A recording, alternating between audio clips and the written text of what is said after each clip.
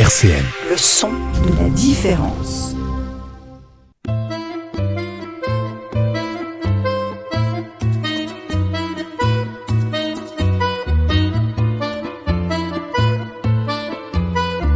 Culture partagée sur RCN.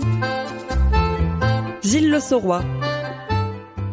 Bonjour, c'est Gilles pour Culture Partagée.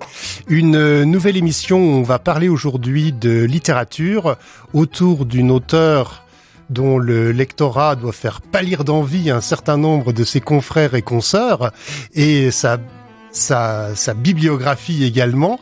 Je veux parler de Christine Villemain qui est auteure de littérature de jeunesse. Bonsoir Christine. Bonsoir Gilles.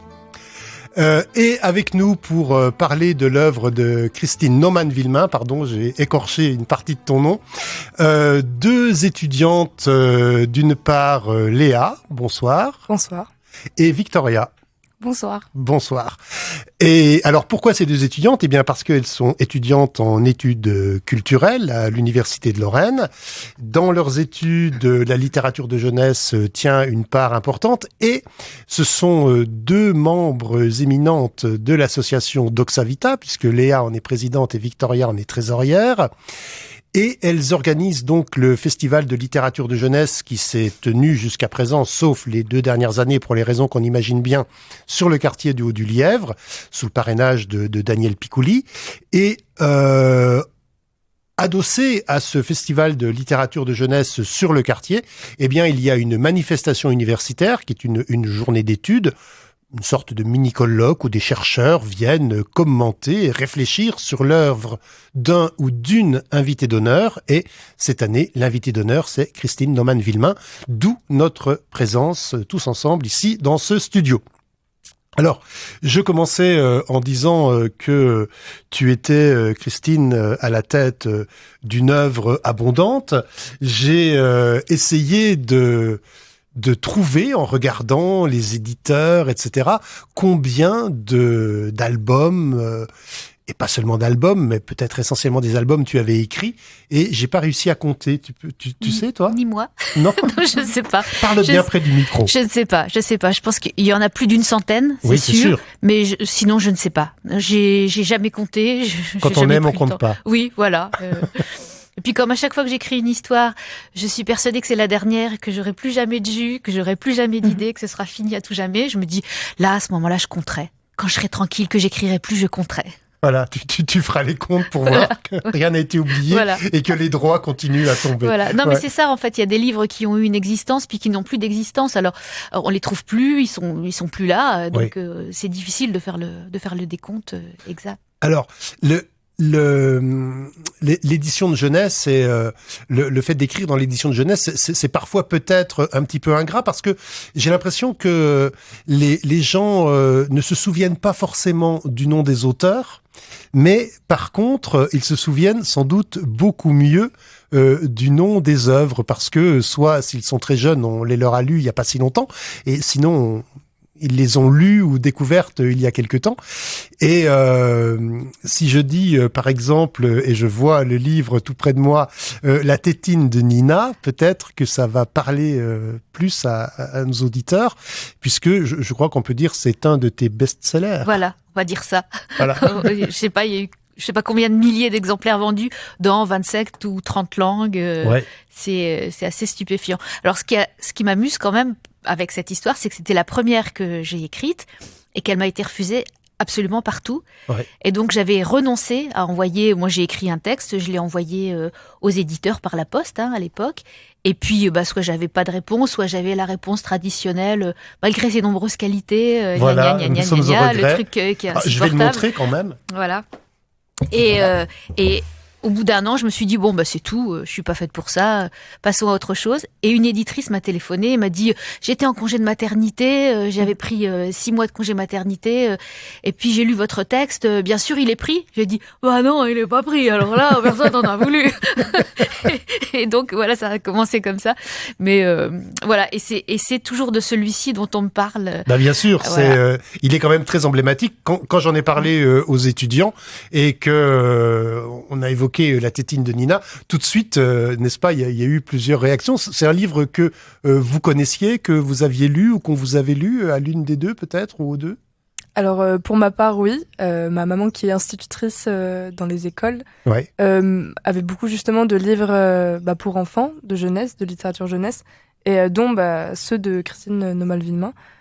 Et La tétine de Nina, bien sûr, ça m'a directement rappelé des souvenirs d'enfance et d'autres aussi de ces livres. Mais oui, celui-là est très emblématique aussi par l'esthétique du livre et puis l'histoire qui est assez originale. Oui, moi c'est pareil. C'est ma maman qui me lisait ça avec ma petite sœur aussi. Et ça rajeunit pas, hein. Non. Maintenant que je vais dans les écoles maternelles, les enfants ils me disent « Oh, tu t'appelles Christine comme ma mamie !» Mais c'est vrai qu'il y avait une image, là je l'ai revue, qui m'avait marquée. C'était justement quand elle se marie avec son mari qui a aussi une tétine. Et je me rappelle quand j'étais petite, ça m'avait fait très rire. Voilà. Ouais. Mais ouais. Alors, tu disais, Victoria, que le sujet était original. Et alors, Léa, du coup. Pardon, Victoria, Léa. Oui, tu disais, Léa, que le sujet était original. Qu'est-ce qui t'a touché, toi, dans cette originalité? Le fait que, justement, Nina soit inséparable avec sa tétine, ça a donné justement ce caractère humoristique au livre, mais il y avait une certaine profondeur avec, justement, le fait qu'elle s'en sépare à la fin, face au loup, du coup. Et aussi le fait que ça soit une petite fille très forte de caractère. Ça lui donnait justement une espèce de petite puissance du hauteur de sa jeunesse. Et le fait qu'il y ait une part de générosité, justement, quand elle donne sa tétine au grand loup qui lui hurle dessus. Et même ce loup, justement, ne l'impressionne pas. Et du coup, j'aimais bien l'image que ça donnait de cette petite fille qui est forte et qui n'a peur de rien et qui, en plus de ça, justement, se sépare de son objet qui était aussi emblématique pour elle. Et jusqu'à aller au mariage, dans la piscine, je crois il y avait au travail, dans le bus. Voilà. Et du coup, j'ai bien aimé cette image-là que ça donnait des petites femmes. Ouais. Et alors, c'est le premier texte que tu as écrit ou c'est le premier texte que tu as envoyé à des éditeurs? C'est le premier texte que j'ai envoyé à des éditeurs. Ouais. Moi, j'avais écrit cette histoire-là, à l'époque, j'étais orthophoniste. J'avais un cabinet d'orthophonie et donc je rééduquais régulièrement des enfants qui avaient du mal à se passer de la tétine. Et en fait, le message que je faisais passer aux parents, c'est un jour il sera suffisamment mature, un jour il sera suffisamment grand, l'embêtez pas trop, ça viendra. Il faut qu'il comprenne qu'un jour il devra s'en débarrasser, mais seulement quand lui sera suffisamment prêt pour le faire. Voilà. D'accord. Et ça, c'est quelque chose qui est récurrent dans ton écriture, c'est-à-dire de t'adresser aux parents en même temps qu'aux enfants. En particulier en fonction de cette profession que tu as exercée, ou c'est finalement un moment ou une œuvre et ensuite tu es allé aussi vers autre chose? Ça revient régulièrement. Je crois que j'oublie pas quand même ma formation de base, qui est une formation d'orthophoniste et dans laquelle il y avait quand même une forte part de guidance parentale et quand même beaucoup de difficultés que les enfants éprouvaient et la souffrance qui était adjacente. Déjà, ils avaient un problème et en plus, ils souffraient parce que leurs parents leur renvoyaient quelque chose qu'ils pouvaient pas forcément supporter, qu'ils pouvaient pas forcément gérer. Ces deux choses mélangées faisaient que la difficulté, la souffrance était démultipliée. Et donc, il y avait une forme de guidance parentale qui était alors maintenant, on en parle beaucoup, mais à l'époque, je parle de ça il y a plus de 20 ans, d'être bienveillant avec votre enfant. Soyez bienveillant avec votre enfant, soyez patient avec lui. C'est pas toujours facile, il a des difficultés et vous pouvez l'aider, ne serait-ce qu'en l'accompagnant avec générosité, quoi. Voilà. Et surtout prenez du plaisir avec votre enfant. J'avais des enfants qui avaient des gros retards de parole, des gros retards de langage. Et en fait, la base de la rééducation, c'était de dire aux parents, mais parlez avec lui, jouez avec lui, allez au parc avec lui, amusez-vous avec lui. Et c'est vrai que dans mes livres, c'est quelque chose que je peux pas m'empêcher de réinjecter régulièrement. C'est-à-dire le bien-être qu'on peut avoir quand on est en connivence avec son enfant. Et ça veut dire que un certain nombre de tes premiers livres, donc que tu as écrits quand tu étais orthophoniste, sont liés directement à ton expérience professionnelle et à des pathologies que tu pouvais rencontrer chez les enfants ou des discussions avec les parents, c'est ça ? Oui, celui-ci, tout à fait. Je l'ai envoyé à des éditeurs parce que moi, je racontais cette histoire, mais je ne sais pas dessiner, donc je n'avais pas d'illustration. Et je voyais que les enfants aimaient beaucoup ça, mais il leur manquait un support visuel pendant que je racontais l'histoire.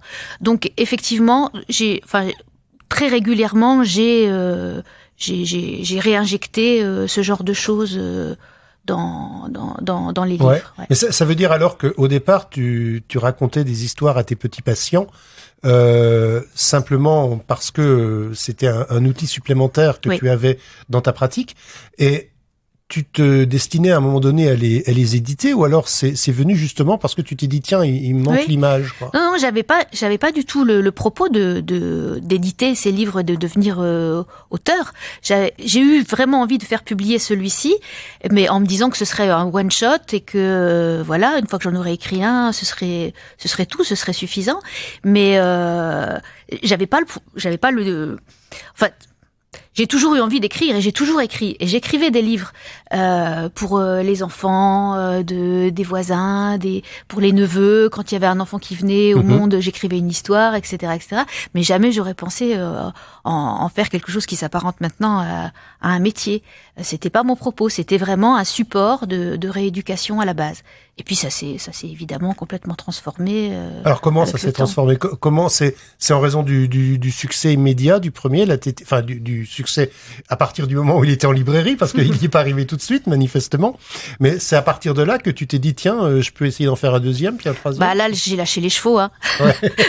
Oui, parce que t'as ressorti tout ce que tu avais écrit. Non, même pas. Mais c'est simplement que j'ai arrêté de m'auto-censurer et de me dire que c'était pas possible et que devenir auteur c'était pas accessible à tout le monde et qu'il fallait, je sais pas, connaître des gens dans le milieu de l'édition ou. Je pensais pas que ce serait possible. Mais à partir du moment où j'avais une interlocutrice qui était l'éditrice, qui m'a dit mais et maintenant tu nous fais quoi maintenant? Et j'ai dit je peux en faire une autre. Mais oui, vas-y. Et puis voilà, ça a commencé comme ça. Mais il a fallu qu'on me donne confiance et qu'on me dise tu n'es pas juste une orthophoniste qui a écrit une histoire, t'es peut-être quelqu'un qui peut écrire des livres. Oui, tu es une auteure, quoi. Voilà. Ce qui est pas forcément évident de se représenter en tant qu'auteur. J'ai mis un temps fou. Par exemple, j'ai adhéré à la charte des auteurs illustrateurs de jeunesse au bout de 25 ou 30 livres, pas avant. Avant, je me sentais pas légitime. D'accord. Maintenant, ça va? Tu te sens complètement auteur? Ah, j'ai toujours ce truc de quand j'ai fini un livre, il y a un moment de tristesse absolue où voilà, ça y est, c'est fini. C'était mon dernier. C'était mon dernier. Je n'ai plus rien à raconter. C'est vrai? Bah ouais. Et puis l'inspiration revient.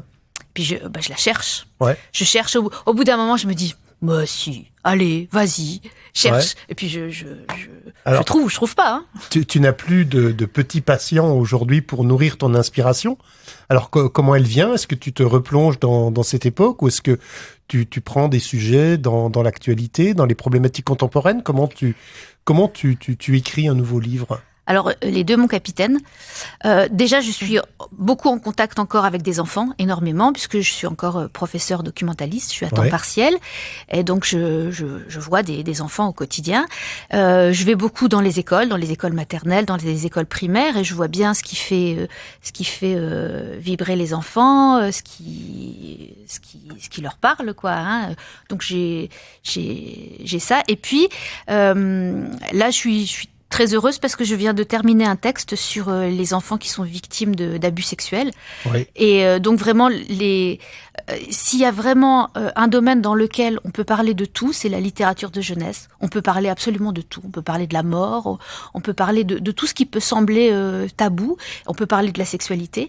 Et donc effectivement, des sujets qui sont d'actualité, qui sont dans l'air du temps, on peut maintenant les traiter et il n'y a plus de tabou dans ce domaine-là. Parce que bon, quand on n'est pas forcément versé dans la littérature de jeunesse, on imagine que bon, c'est plutôt des histoires légères, qui ne font pas forcément peur, qui rassurent les enfants, qui voilà, on est parfois dans un univers un petit peu rose, bleu.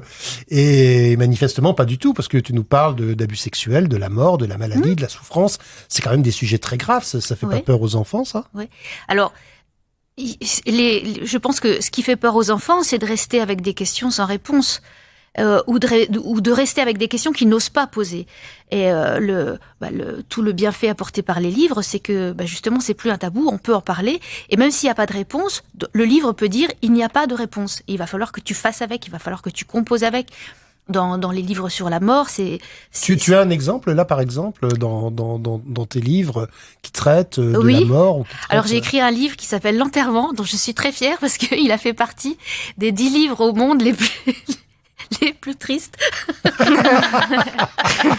Non, je plaisante. Non, c'est un algorithme qui a pris les titres des albums de littérature jeunesse. Alors et puis dedans, évidemment, moi j'en ai écrit un qui s'appelle L'enterrement, donc il s'est retrouvé dedans. Mais en fait, c'est un livre très drôle.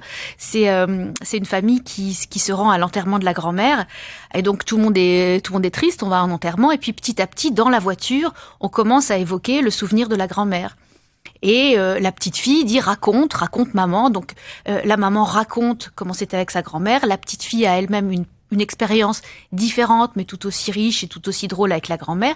Et finalement, ils finissent ce trajet en voiture en étant morts de rire, en riant et en se souvenant des belles choses de la grand-mère. Et à la fin de l'histoire, alors évidemment, la tristesse est là. On n'est pas joyeux d'être là à ce moment-là, mais ce qui reste, c'est le thé à la cannelle que la grand-mère savait faire, qu'elle a transmis à sa maman et que la maman transmet à sa fille. Voilà, il restera toujours quelque chose de la grand-mère, au moins pour elle, qu'elles pourront transmettre aussi. Donc c'est pas du tout un livre triste, et c'est pas un livre qui donne des solutions. Hein. On dit pas, c'est marrant, hein, mais on dit.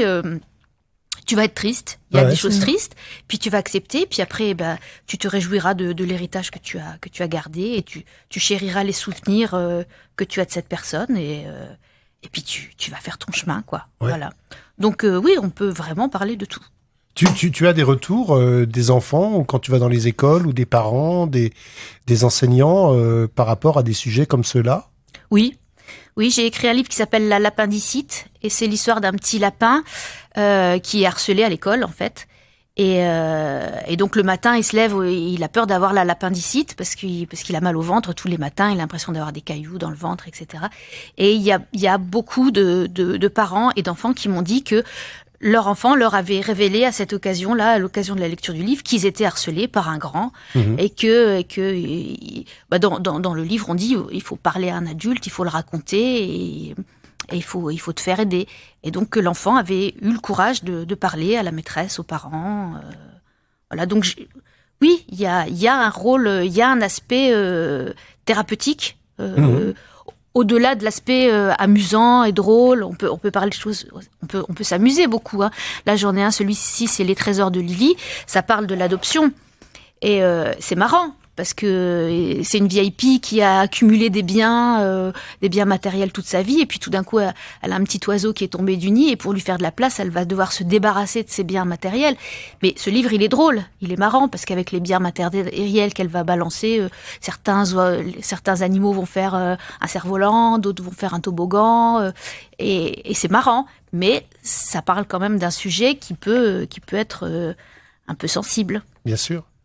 Tout à l'heure, Léa disait que quand tu étais enfant, la force de la petite Nina t'avait nourri.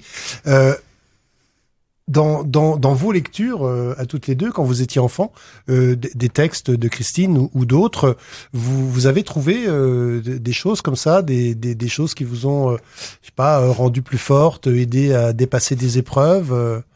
Vous avez des souvenirs de ça?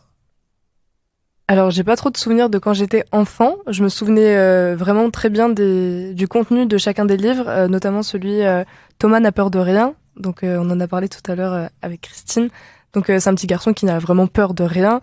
Et on apprend justement à la fin du livre sa seule peur, c'est celle des souris. Du coup, ça permet de désacraliser un peu justement cette force qui est liée aux garçons qui justement ne doivent avoir peur de rien. Et en ridiculisant un peu justement le personnage qui a peur au final d'une petite souris. Du coup, je trouve qu'il y a des thèmes assez déconstruits, notamment par celui de Nina en colère. Oui. Donc, je l'ai beaucoup aimé celui-là et je trouve qu'il est très porteur de sens par rapport au fait d'apprendre aux enfants justement d'accepter leurs émotions. Donc, c'est une petite fille qui a envie de faire un cadeau à sa maman pour son anniversaire. Et sauf qu'à chaque fois qu'elle tente justement de lui faire un cadeau, ses tentatives échouent à chaque fois et donc elle prend toujours tout sur ses épaules, elle garde son calme, elle range jusqu'à la casser, jusqu'à ce qu'elle explose de colère finalement.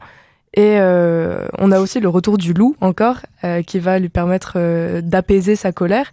Mais je trouvais que c'était super intéressant par rapport au fait que justement ça apprend aux enfants d'accepter leurs émotions, de les extérioriser ensuite, puis de pouvoir les gérer au mieux, les contrôler, parce que les enfants ne savent pas forcément comment extérioriser tout ce qu'ils ont en eux.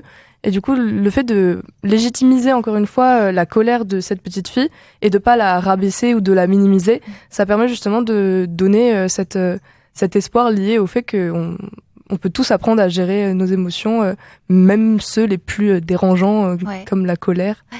Et c'est vrai que cette histoire-là, j'ai eu l'idée de l'écrire parce que j'allais dans les écoles maternelles et les enfants me parlaient souvent j'ai fait un caprice, un caprice. Et je leur disais mais j'étais en colère, j'ai fait un caprice. Et ils confondaient systématiquement le caprice et la colère. Et je leur disais mais qu'est-ce qui te met en colère? Et en fait, quand ils décrivent ce qui les a mis en colère, c'est toujours parce qu'ils ont été agressés par quelqu'un, mon petit frère m'a piqué mes affaires, on m'a déchiré mon dessin, etc. Et en fait, je dis mais ça c'est pas du caprice, vous avez pas fait un caprice, vous avez vraiment souffert. C'est douloureux, ça fait mal c'est quelque chose de difficile. Et si en plus on vous dit que c'est un caprice, ça double, c'est double peine quoi. Donc, mais j'ai eu un mal de chien à l'écrire cette histoire. J'ai dû écrire 15 versions différentes. Ouais. Ouais, j'arrivais pas à l'écrire. Je voulais écrire sur la colère, et donc j'essayais de trouver des circonstances qui mettaient des choses qui mettaient l'enfant en colère. Justement, il se fait agresser par un plus grand, on lui vole ses affaires, il assiste à une injustice, et à chaque fois, je trouvais que j'avais pas le ton juste. Et puis, et à un moment, la colère m'est montée en moi, et je me suis dit, mais quelle gourde, mais quelle idiote, c'est pas possible, j'y arrive pas. Et je me suis dit, mais c'est ça, en fait, c'est la pire des colères, c'est quand on est en colère contre soi-même, quoi. Oui. Et c'est ce qui est le plus douloureux à gérer. Et donc là, j'avais trouvé le biais, et j'étais assez contente et soulagée d'avoir quand même trouvé quelque chose. Mais oui, parce qu'en plus, justement, Nina se dévalorise beaucoup dans ses échecs. Voilà. Justement, elle dit qu'elle est nulle parce qu'elle a pas réussi le dessin de sa maman. Ouais. Du coup, il y a vraiment toute une gradation au niveau de ses émotions et de sa perception d'elle-même. Et tout explose au moment de la colère. Et enfin, je trouve que ça donne vraiment une légitimité et de la valeur justement à cela. Et ça soit pas fait comme un caprice. Et ce qui est intéressant, c'est que le dessin pour la maman, le dessin que Nina trouve moche, quand je vais dans les écoles et que je montre le dessin, les enfants me disent mais non, son dessin il est beau, il est vraiment beau.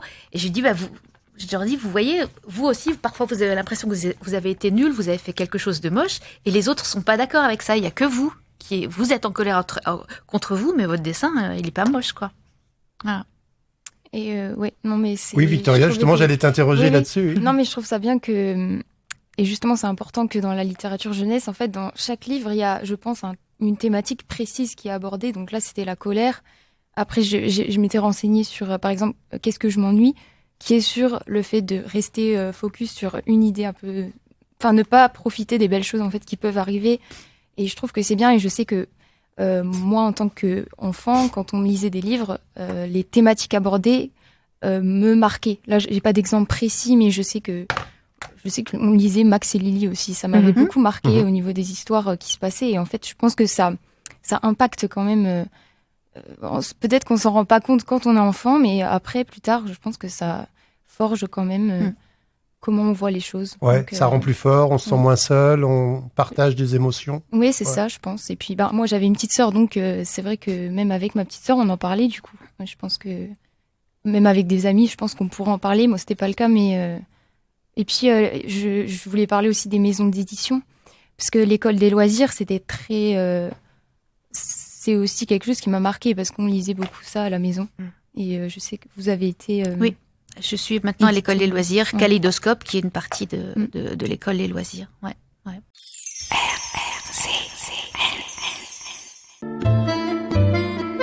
Culture partagée sur RCN avec Gilles Le Sauroy. Christine Naumann-Villemain, Léa Goudot et Victoria Fagot pour continuer à parler donc de littérature de jeunesse autour de l'œuvre de Christine. Et on avait évoqué donc l'aspect éditorial. Alors, on le sait pas forcément, mais on parle beaucoup de la crise du livre. Or, l'édition de jeunesse, je crois, est une édition qui se porte au contraire très bien. Absolument. Avec la crise du Covid, l'édition jeunesse a été quasiment la seule forme d'édition à tirer son épingle du jeu. Je crois que les gens se sont réfrénés tout seuls. Ils ont fait attention à pas trop dépenser, etc. Mais ils ont continué à acheter des livres pour leurs enfants. Et je trouve que c'est une belle idée que les enfants aient pu bénéficier de moments chaleureux avec leurs parents dans un moment difficile, quoi. Voilà. Ouais. Et quand on travaille avec un éditeur, quand on arrive à attirer l'attention d'un éditeur, comment se passe le travail? C'est on lui fait une proposition de texte, il accepte ou il la refuse, et ensuite est-ce qu'il a un regard sur le texte? Comment se passe la mise en relation avec l'illustrateur également? Alors, c'est très très différent d'un éditeur à l'autre. Ouais. Y a des éditeurs, l'école des loisirs, en général c'est comme ça. J'envoie mon texte et puis on en parle. Alors, soit c'est oui d'emblée, soit c'est non d'emblée, parce que non, pas de chance. Une histoire de dragon, on vient d'en sortir une, donc non. Et puis après, on commence à discuter. Est-ce que ce serait pas plus intéressant, par exemple, d'avoir un changement de décor? Est-ce que ce serait pas plus intéressant de recentrer l'action? Et il y a un travail de réécriture qui est quasi systématique. Oui. C'est très très rare que je donne un texte et puis que oui, c'est bon. Au revoir. Non, c'est très rare. Il y a des maisons d'édition pour lesquelles j'envoie un texte, on me dit oui ou on me dit non, et là il n'y a pas un mot qui est changé. D'accord. Ce qui m'angoisse considérablement. Oui. Parce que quand on a retravaillé un texte, quand on l'envoie, je me dis il est meilleur maintenant qu'il ne l'était avant, il a été validé, on s'est mis à trois à réfléchir là-dessus, on n'a pas dû laisser passer trop de choses complètement azimutées. Tandis que quand un éditeur me dit oui, c'est bon, je me dis c'est bon comme ça. Est-ce qu'il l'a vraiment lu? Et là, et puis il y a des choses entre les deux, et puis il y a aussi des commandes. C'est-à-dire qu'un éditeur me dit j'aimerais avoir, par exemple, pour Esmé, c'est Jungle, donc qui est une maison d'édition de BD. On aimerait un beau livre pour les filles, une belle bande dessinée qui parle du destin des filles. Est-ce que vous pourriez essayer de réfléchir à ça? Voilà, donc ça c'est plus ou moins des commandes. Et donc là il y a vraiment, je commence à avoir une idée, je téléphone, j'envoie un synopsis, qu'est-ce que vous en pensez? Et là il y a un vrai travail éditorial aussi. Et puis après, une fois que le texte est terminé, là, on s'intéresse à l'illustrateur. Alors pareil, avec l'illustrateur, il y a différents types d'illustrateurs. Il y a ceux qui s'emparent du texte et puis on n'en entend plus parler. Ils font le découpage et puis ils travaillent avec l'éditeur dans leur coin. Et puis il y a les illustrateurs qui m'appellent en me disant tu veux pas enlever un vélo? Là, tu m'as mis un vélo, je sais pas dessiner les vélos. Ça n'a rien à faire là-dedans. Donc. Et alors, qu'est-ce que tu réponds dans ce cas-là? J'enlève le vélo. Tu enlèves le vélo. Voilà. Oh ouais. Moi, quand je sais pas écrire un mot, je regarde dans un dico. Alors, y a pas de raison. J'enlève le vélo. Et voilà. Donc, il y a différents types de travail. Il y a des illustrateurs que je ne connais pas, que j'ai jamais vus physiquement. Ah oui. Plein. Il y a des éditeurs que je ne connais pas, que je n'ai jamais vus physiquement. Et puis, il y a des gens avec lesquels on est devenus amis et avec lesquels il y a une osmose qui s'est faite et parce que les univers se répondent les uns aux autres et ça fonctionne. Est-ce qu'il t'est arrivé de proposer à un éditeur un travail que tu avais déjà mené en amont avec un illustrateur ou une illustratrice et dire voilà le texte et voilà l'image, est-ce que vous prenez l'ensemble ou est-ce que c'est systématiquement l'éditeur qui garde le choix de l'illustrateur? Ouais, les éditeurs, ils aiment pas quand on arrive avec un produit fini. Ah ouais? Non, ils aiment pas ça. Et c'est vrai, je comprends parfaitement parce que c'est pas parce qu'on adore un type d'illustration ou qu'on adore une illustratrice que ça va être ce trait-là qui va être le plus à même de rendre l'histoire encore plus intéressante, encore plus parlante, encore plus imaginative, etc. Donc c'est pas parce que il y a un super illustrateur et un super texte que ça va matcher. Et c'est vraiment un travail d'éditeur de trouver les styles qui vont aller ensemble et les gens qui vont bien s'accorder ensemble. Ouais.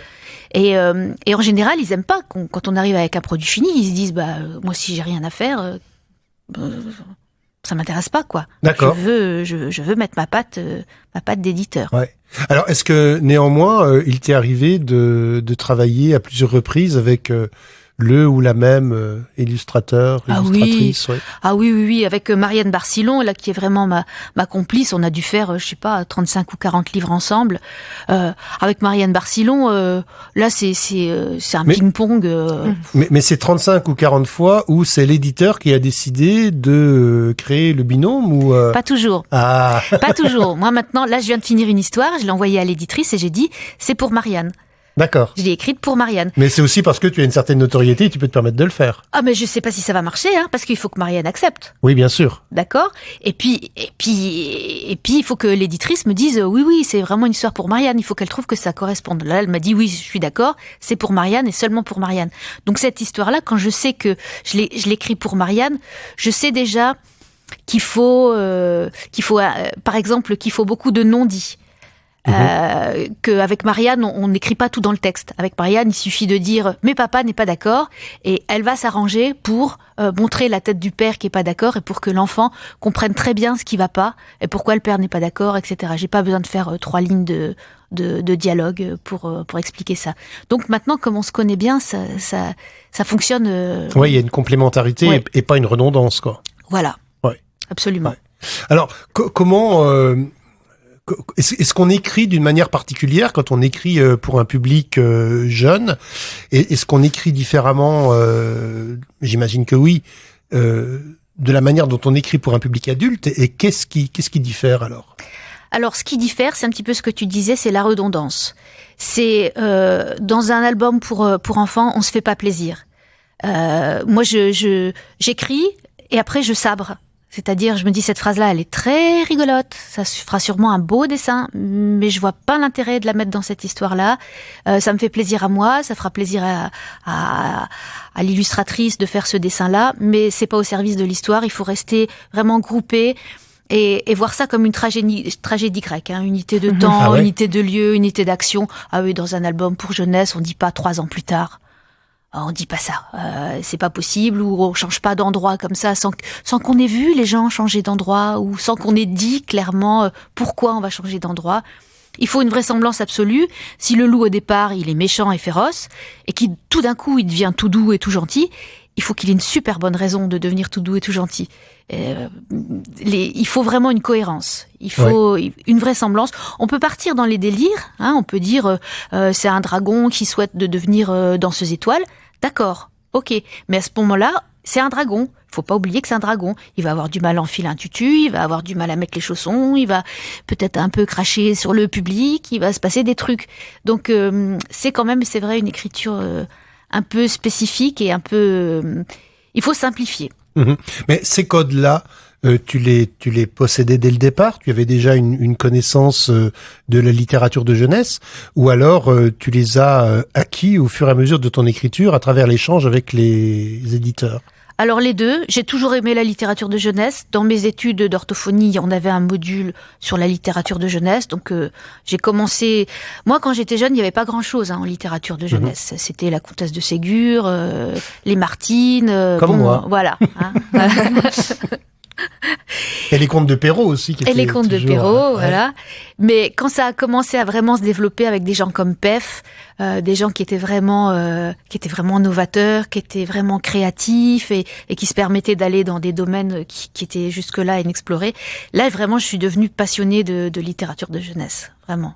Oui, parce que tout à l'heure, tu disais, il y a des sujets qui étaient tabous, ou aujourd'hui on peut en parler. C'est-à-dire qu'à un moment, il y a eu un déclic dans la littérature de jeunesse. On est passé de Martine et compagnie à autre chose.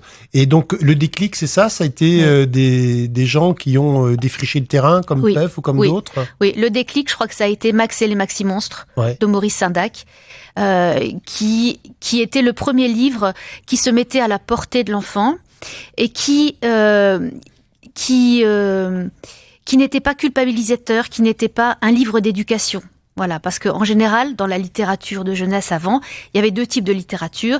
Il y avait une littérature qui était relativement anodine et qui était là pour distraire un peu les Martines, des choses comme ça. Et puis il y avait des livres, anodine et normative en même temps, parce que et il y avait des livres d'éducation où il y avait d'ailleurs aussi Martine, parce que c'est pas un bon exemple ce que j'ai trouvé. C'était des livres d'éducation, des livres dans lesquels on disait à l'enfant comment se comporter quand on était un bon enfant. Martine, là j'en ai relu, c'est absolument sidérant. Oui, c'est terrible. Et donc moi j'avais pas tout ça quand j'étais jeune, et quand j'ai découvert la littérature de jeunesse et quand des gens comme Maurice Sindac ont commencé à lâcher les chevaux en disant voyez, on peut parler de l'inconscient de l'enfant, on peut parler de ses désirs propres, on peut parler de ses souffrances propres. Là, des gens ont suivi, des gens comme Claude Ponty, des gens comme Pef, et là ils ont vraiment plongé à bras-le-corps dans une créativité extraordinaire. Quand on lit un album de Claude Ponty, il y a jamais en littérature adulte quelqu'un se permet d'aller aussi loin dans l'absurde, dans le non-sens, dans l'inconscient. C'est extrêmement riche, quoi. Ouais. Et donc après, donc je me suis intéressée à ça rapidement. Et puis maintenant que je suis dedans et que je commence à connaître des auteurs, que je lis tout le temps de la littérature de jeunesse, je vois que elle reste toujours d'une créativité, d'une inventivité extraordinaire. Et elle est toujours un petit cran d'avance sur la société. Ouais. C'est-à-dire que tu constates que dans les littératures de jeunesse, on aborde des thèmes peut-être qu'on n'abordera que par la suite dans la littérature pour adultes, comme tu dis. Alors peut-être pas dans les thèmes, mais dans la façon dont on peut traiter le thème, dans l'originalité, dans je sais pas, dans les cadrages, par exemple. Il y a beaucoup dans l'illustration. Dans l'illustration, il y a beaucoup de choses très originales qui se créent, qu'on verra pas dans la littérature adulte, plus que dans le texte. Ouais. Alors, il y a un certain nombre d'auteurs de littérature de jeunesse qui écrivent indifféremment pour un public jeune, pour un public moins jeune. Est-ce que toi, c'est quelque chose qui te travaille un peu, pas du tout? Est-ce que tu as écrit aussi pour d'autres publics, ou est-ce que voilà, tu es à part entière une auteure de littérature de jeunesse et tu n'as pas envie de changer de public? Alors j'aime bien, j'ai écrit des choses pour les adultes, des nouvelles, des choses comme ça, mais j'ai envie de dire, c'est dans mon histoire personnelle, j'ai besoin d'aider. Voilà, je suis une soignante. C'est clair et net dans mes choix de profession, dans mes relations. Donc je peux pas nier cet aspect-là chez moi. Et les adultes, ils ont pas besoin de moi. Et il se trouve que j'arrive relativement bien à parler aux enfants. Alors c'est ce qui m'intéresse le plus, voilà. Et la littérature adulte, je vois pas ce que j'aurais à dire à des grandes personnes, quoi. Franchement, par discuter, voilà, on discute. Bien sûr, mais j'ai pas de message à faire passer aux adultes. Ils ont leur vie, c'est bon. Ils sont plus en formation. Et moi, c'est la formation qui m'intéresse. D'accord.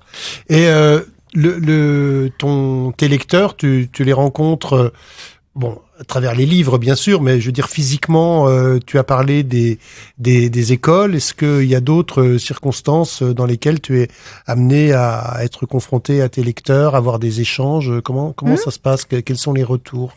Alors par exemple, là en ce moment, je participe au Prix des Incorruptibles et je fais ce qu'on appelle le feuilleton des incos. Donc il y a 6 classes et je fournis le début d'un roman et les enfants répondent, posent des questions, me sollicitent, etc.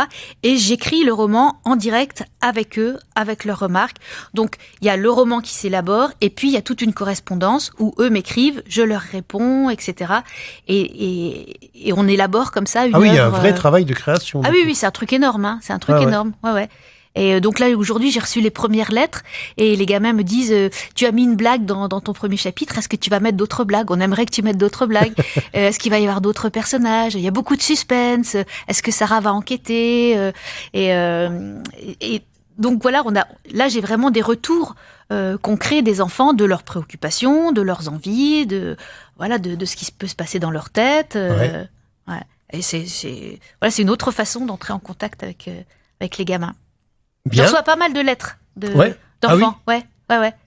Ouais, de lettres, de mails et des gamins qui écrivent et qui vont dire j'ai écrit une histoire, qu'est-ce que t'en penses? Ah oui, d'accord. Ouais, ça c'est super. Ouais, et ils réagissent aussi, j'imagine, au texte, ils te donnent leur avis, oui. Parce que parfois ils vont jusqu'à proposer des changements, puisque dans la littérature, on a vu ça aussi à certaines époques, des lecteurs qui influaient comme ça sur des histoires parce que ils aimaient que tel personnage revienne ou disparaisse, etc. Ah bah dans le feuilleton des Incos, c'est clair et net. Et puis dans les Nina. Par exemple, il y a certains personnages qui sont récurrents. Il y a Nina, il y a la princesse coquette. Et les enfants me disent, j'aimerais que tu écrives Nina est amoureuse, la princesse coquette part à la plage, voilà. Et ça te nourrit en retour et tu en tiens compte aussi, ouais. Oui. Cette histoire-là, le crocodile de l'école, j'étais dans une classe maternelle et on devait faire un petit atelier d'écriture, inventer un album. Et il y avait un petit nouveau qui était là, c'était son premier jour d'école. Et donc, on a élaboré l'histoire d'un nouveau qui arrive dans l'école. Voilà. Après, ça m'a donné l'idée d'écrire une histoire sur un petit nouveau qui arrive dans l'école et qui est fondamentalement différent des autres. Voilà. Mais bien. Oui, il y a un va-et-vient permanent. Nous retrouvons notre sujet du jour, la littérature de jeunesse autour de l'œuvre de Christine Naumann-Vilhelmin. Et je le disais en introduction, Christine est l'invitée d'honneur du festival Le Haut du Livre, qui est porté depuis plusieurs années maintenant par l'association Doxa Vita. Et peut-être peut-on en profiter pour dire quelques mots sur ce festival. Quand va-t-il avoir lieu? Y a-t-il déjà des invités qui ont répondu présent, en dehors de notre invité d'honneur? Qu'est-ce qu'on peut dire là-dessus? Pour le festival, donc on a déjà les dates. Oui. Alors du coup, ce sera pour le festival Le Haut du Livre, donc c'est le week-end du 9 et 10 avril 2022.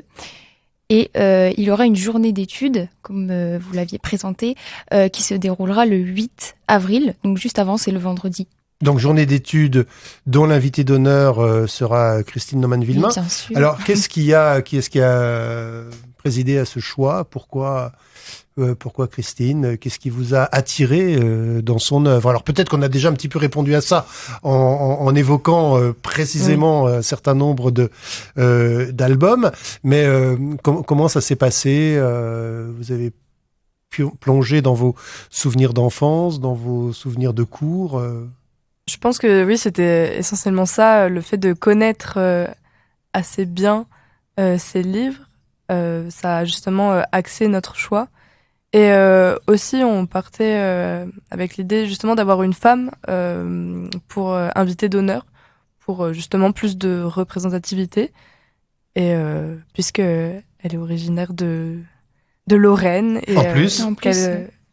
Voilà, et puis comme le parrain du festival est un homme et il est parisien, du coup ça fait un équilibre. Oui, exactement. Ouais. Oui, c'est ça, mettre en avant par les auteurs de la région. Voilà. D'accord. Bon, mais c'est une excellente raison. Et est-ce que il y a déjà d'autres informations qui peuvent être divulguées sur le festival? Est-ce qu'il y a déjà d'autres auteurs qui ont répondu présent ou est-ce qu'il est un peu trop tôt pour en parler? Alors, du coup, le festival qui se passe en avril a pour but donc de promouvoir la littérature jeunesse, donc la culture dans le quartier du Haut-du-Lièvre. Et pour le moment, donc on a différents pôles au sein de l'association Doxa Vita. Donc on a le pôle auteur qui se charge justement de l'invitation des différentes auteurs et autrices. que nous allons avoir. Et ces derniers temps, on était très tous axés justement sur la recherche de notre invité d'honneur. Donc, notre quête était plus dirigée justement vers l'invité d'honneur. Et pour le moment, il me semble que ce pôle-là a eu 2-3 réponses. Mais pour le moment... rien de signé encore pour le moment. Voilà. Et puis, je crois qu'on peut ajouter qu'il y a des auteurs, des autrices, mais il y a aussi des illustrateurs, il y a des éditeurs. Des maisons d'édition. Il y aura des animations, j'imagine, comme chaque année, musique, théâtre. Voilà, c'est ça. Justement, on comptait aussi inviter en tout cas une compagnie de théâtre, une ou plusieurs, mais qui pourrait promouvoir le théâtre aussi. D'accord. Pour la jeunesse. Et il y a aussi, je crois, un concert pédagogique avec les étudiants du CFA de l'Opéra le vendredi après-midi, le 8, donc, c'est ça. Après, la matinée avec Christine, justement, donc qui se passera à la fac de lettres, et le concert, normalement, se passe donc à la MJC du Haut-du-Lièvre. Bon, ça fait 3 jours de festival, en fait. C'est lourd à préparer?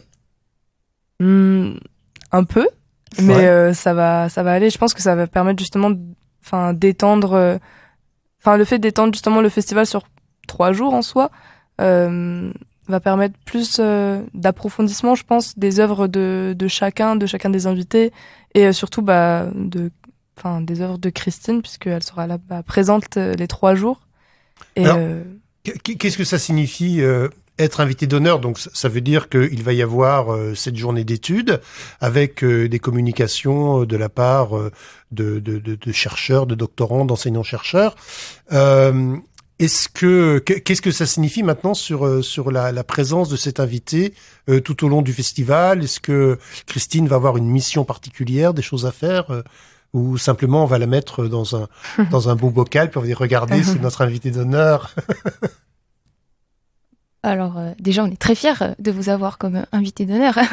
Et pour cette journée d'études, en fait, c'est pour trouver déjà une problématique autour de la littérature jeunesse. Et donc, chaque année, je pense qu'il y avait un thème qui était différent. Et cette année, alors c'est pas encore prêt, nous sommes en programmation, mais on cherche peut-être une thématique à aborder avec vous qui concerne du coup tous vos livres, en fait, ou un sujet, en tout cas, à aborder lors de cette journée avec les étudiants, enseignants, doctorants, et c'est le but de cette journée, en fait, de discuter de ça. De débattre. Voilà. Et pendant le reste du festival, est-ce que Christine aura un rôle particulier, des choses à faire? Comment ça va se passer? Alors, je pense qu'elle sera plus mise en avant, justement, que nos autres invités, puisque, du coup, plus investie. Un plus grand stand pour vendre plus de livres, c'est ça?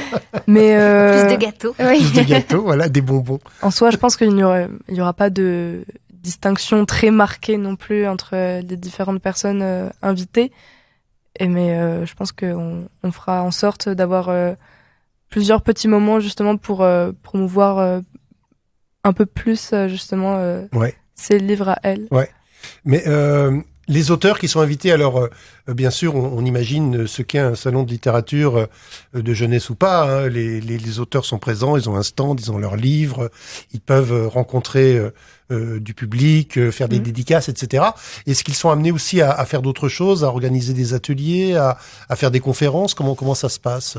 Ah oui, complètement. Il y a plusieurs salles justement mises à disposition dans la MJC du Haut-du-Lièvre où justement les différents artistes peuvent être encore plus en lien avec les enfants qui seront là, enfin qui sont présents au festival. Et du coup, ça sera à concevoir avec les différentes personnes invitées, puis en fonction de la programmation. Et tourner, oui, justement, je pense pour rendre un peu les enfants acteurs de ce festival également, et pas qu'il n'y ait pas une barrière justement entre les auteurs et les enfants, mais qu'il y ait plus justement une osmose entre les deux. D'accord. D'accord. Alors, comme l'émission touche à sa fin presque déjà maintenant, je voudrais revenir à Christine et lui poser une question peut-être un petit peu classique et rituelle, mais sur l'importance de ton œuvre, plus d'une centaine d'ouvrages. Quand tu regardes un petit peu en arrière, quel regard tu portes dessus? Est-ce que tu vois une évolution? Est-ce que tu vois des constantes? Quel regard tu portes sur ton propre travail avec le temps? Je crois que ce qui m'amuse beaucoup, c'est l'idée que les gens pensent que j'ai écrit des livres pour les enfants. Et en fait, j'ai juste raconté ma vie. Disons que... Mais en fait, dans mes livres, en fait, ce qui se passe, je crois que les gens qui écrivent des livres pour les enfants, ils vous diront tous ça.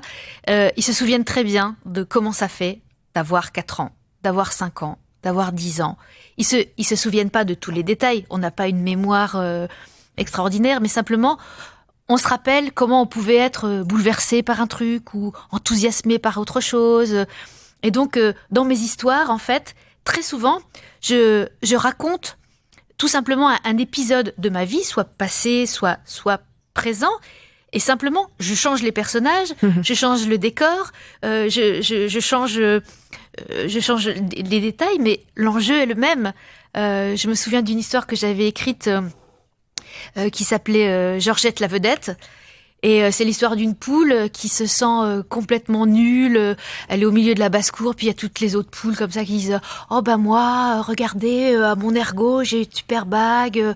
Et moi, j'étais faire du ski nautique sur la mare et tout. » Puis elles se sont juste nulles. Elles se sentent moches, elles se sont toutes petites.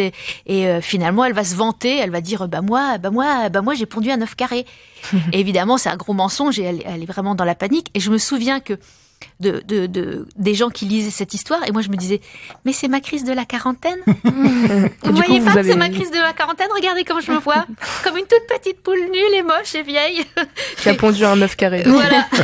Voilà. Mais voilà, et dans les histoires en fait je pense que tous les auteurs vous diront c'est nous quoi. Voilà, c'est nous. Eh bien, je pense que c'est une très bonne conclusion. Voilà, on avait entendu autrefois Madame Bovary, c'est moi. Maintenant, c'est voilà. La poule à 9 carrés. Georgette, c'est moi. Georgette, c'est toi. Et je vous propose qu'on se quitte sur un dernier morceau ou sur notre générique. Ce sera encore mieux puisque le temps passe. Ça a été très très vite. Merci en tout cas à toutes les trois de votre participation et de votre dynamisme. Et je dis à nos auditeurs, rendez-vous le mois prochain. Au revoir. RCN, www.rcn-radio.org